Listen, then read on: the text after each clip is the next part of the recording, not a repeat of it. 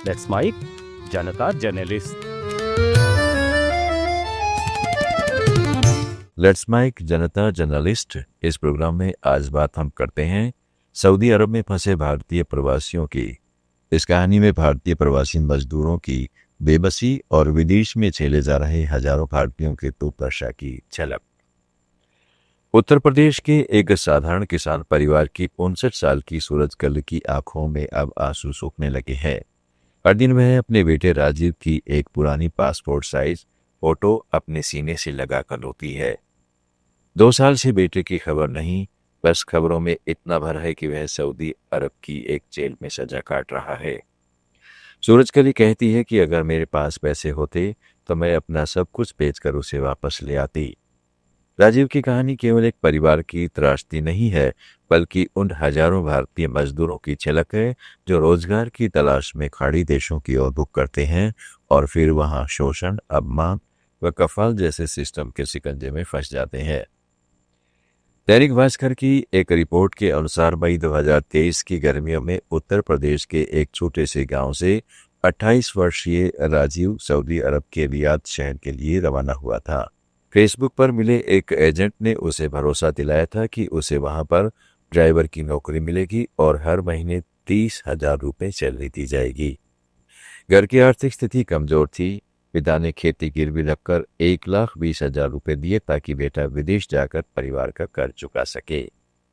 पूरे परिवार के सपने उसी टिकट के साथ उड़ान भर गए थे, पर विदेश की जमीन पर कदम रखते ही राजीव के लिए हालात अपने वादों के उलट निकले।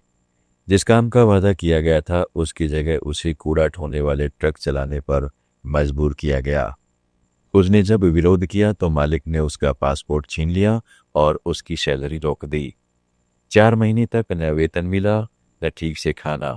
कई बार तो उसे दिन भर काम करके भी भूखे पेट ही सोना पड़ा।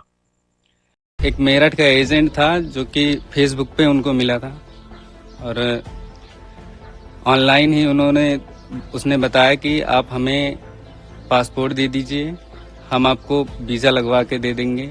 और टैंकर चलाने का वीज़ा था। 1,20,000 रुपए की मांग की उसने। भैया ने कहा कि हम 1,20,000 रुपए दे देंगे आपको। तो किसी तरह हमारे माता पिता ने खेत गिरवी रख के जो है 1,20,000 की राशि जो है उनको दे दी, भाई को, राजीव को। और जब वो वहाँ पे पहुँचे तो उनको कचड़े की गाड़ी मिली चलाने के लिए। राजीव ने घर फोन कर बताया कि मुझसे धोखा हुआ है, मेरा पासपोर्ट ले लिया गया है और सैलरी नहीं मिलती। लेकिन घर वाले कुछ नहीं कर पा रहे थे क्योंकि वे कर्ज में डूबे हुए थे। सऊदी अरब सहित खाड़ी देशों में लंबे समय तक लागू रहे कफाला सिस्टम ने राजीव जैसे हजारों मजदूरों को कानूनी गुलामी की स्थिति में पहुंचा दिया। इस सिस्टम के तहत कोई भी विदेशी मजदूर अपने नियोक्ता की अनुमति के बिना न तो नौकरी बदल सकता है और न ही देश छोड़ सकता है। कई मजदूरों के पासपोर्ट मालिकों के पास ही रखे जाते हैं ताकि वे देश से भाग न जाएं। सऊदी अरब ने 2021 में कफाला सिस्टम को औपचारिक रूप से खत्म करने की घोषणा की थी, लेकिन मानव अधिकार संगठनों का कहना है कि जमीनी स्तर पर इसका असर अब भी सीमित है। कई निजी कंपनियां और ठेकेदार आज भी पुराने कानूनों और नियंत्रण विधियों का पालन करते हैं। राजीव भी उसी सिस्टम का शिकार बना।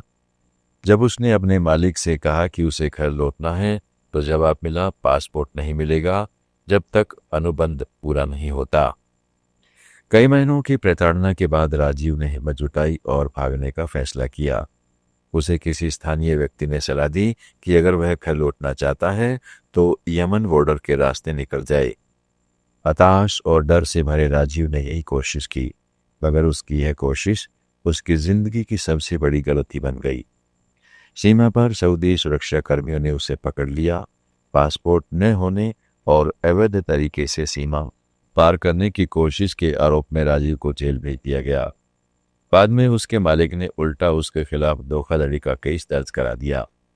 अदालत ने उसे 3 साल की सजा और 18 लाख रुपए जुर्माने की सजा सुनाई। उसके परिवार की इतनी आर्थिक हैसियत नहीं कि वे यह जुर्माना चुका सके। 2 साल से राजीव रियाद की जेल में बंद है और घर वालों की उम्मीदें धीरे धीरे मुरझा रही हैं। राजीव का छोटा भाई अर्जुन बताता है कि अभी तक उन्होंने भारतीय विदेश मंत्रालय और सऊदी अरब में भारतीय दूतावास को कई आवेदन भेजे हैं, लेकिन हर बार यही उत्तर मिलता है कि मामला विचाराधीन है। आज कम से कम 6-7 महीने हो गए हैं, पैर में छाले पड़ गए हैं, मगर कोई नेता हमारी बात सुनने के लिए राजी नहीं है। इंडियन एम्बेसी से तो कम से कम मैसेज आना चाहिए था कि किसी का लड़का फंसा हुआ तो उसके घर कम से कम मैसेज पहुंचा दिया जाए। अर्जुन की आवाज में झुंझलाहट और निराशा झलकती है। हमारे जैसे लोगों के लिए कोई सुनवाई नहीं होती, सब जगह वही जवाब मिलता है कि जांच चल रही है। सूरजकली कहती है कि हर दिन भगवान से यही प्रार्थना करती हूँ कि मेरा बेटा वापस आ जाए। अगर पैसे होते तो मैं उसे छुड़ाने के लिए सब कुछ बेच देती। अब तो बस उम्मीद ही बची है। भारत से सऊदी अरब में काम करने वाले मजदूरों की संख्या करीब 26 लाख बताई जाती है।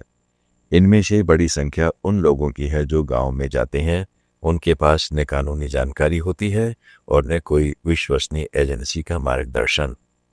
एक अंतर्राष्ट्रीय मानव अधिकार संगठन की रिपोर्ट के मुताबिक कई प्रवासी मजदूरों को महीनों तक वेतन नहीं दिया जाता, पासपोर्ट जब्त कर लिए जाते हैं और उन्हें कठोर परिस्थितियों में काम करने पर मजबूर किया जाता है।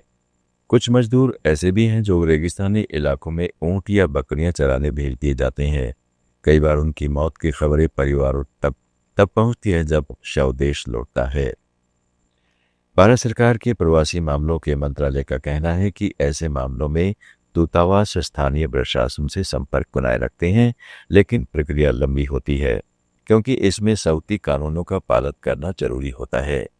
हालांकि सामाजिक कार्यकर्ताओं और संगठनों का दावा है कि भारत में अभी भी प्रवासी मजदूरों के लिए सुरक्षा प्रणाली बहुत कमजोर है।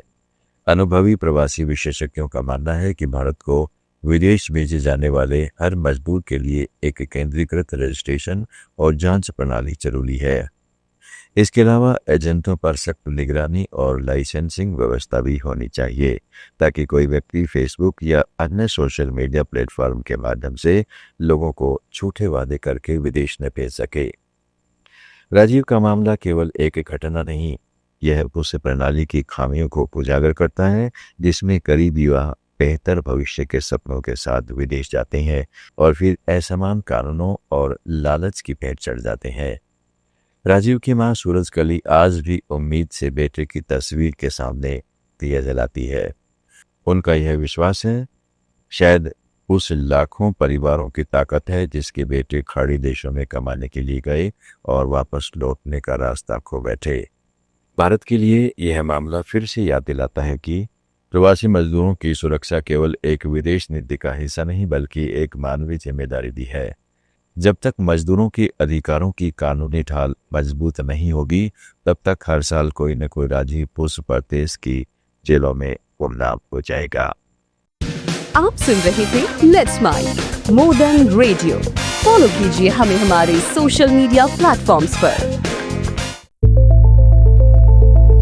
It's time for news. It's time for more than radio. Presenting the first radio news app, Let's Mic. Let's Mic, a news-based app on your phone where you get to watch and listen news, talk shows, interviews, radio show podcasts. On Let's Mic, you get all relevant information of TV, print, radio, podcast, and digital. Let's Mic talks about every segment of life.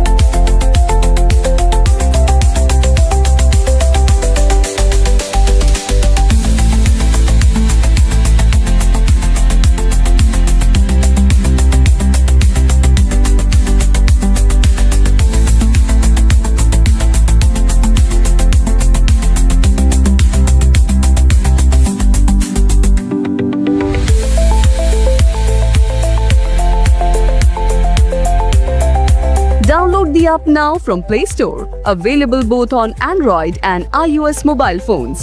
Follow us on YouTube, Instagram, Twitter, LinkedIn, Facebook, Telegram, WhatsApp, Snapchat. Let's talk, let's connect, and let's mic. It's time for news. It's time for more than radio. Presenting the first radio news app, Let's Mic. Let's Mic, a news-based app on your phone where you get to watch and listen news, talk shows, interviews, radio show podcasts. On Let's Mic, you get all relevant